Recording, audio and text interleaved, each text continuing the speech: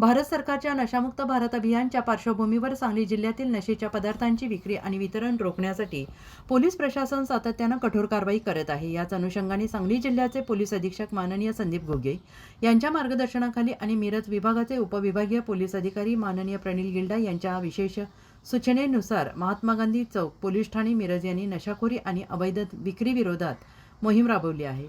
DB पथकाने वेळोवेळी छापेमारी कारवाया करून गांजा, सुगंधी तंबाखू, गुटखा आणि पानमसाला विक्रीवर अंकुश ठेवला आणि याच मोहिमेत गुन्हेगार हुसैन बादशाह सय्यद वय वर्ष 27 राहणार कैकाडी गल्ली हिंदू धर्मशाळेमागे मिरज हा सराईत आणि धोकादायक इसम असून त्याच्यावर गंभीर गुन्हे नोंद आहेत। तो जामिनावर सुटल्यानंतर नवीन गुन्हे करत असल्याने परिसरात दहशत निर्माण झाली, त्यामुळे नागरिक तक्रार करण्यास घाबरत होते। त्याचा प्रतिबंध करण्यासाठी महात्मा गांधी चौक पोलीस ठाण्याने महाराष्ट्र पोलीस कायदा कलम 56 अंतर्गत हद्दपारीचा प्रस्ताव तयार करून माननीय उपविभागीय दंडाधिकारी मिरज विभाग यांच्याकडे सादर केला आहे। सुनावणीनंतर त्याला सांगली जिल्ह्यातून 1 वर्षासाठी हद्दपार करण्याचा आदेश देण्यात आला असून दिनांक 12/9/2025 रोजी त्याला ताब्यात घेऊन कोल्हापूर जिल्ह्यात हातकणंगले येथे सोडण्यात आले।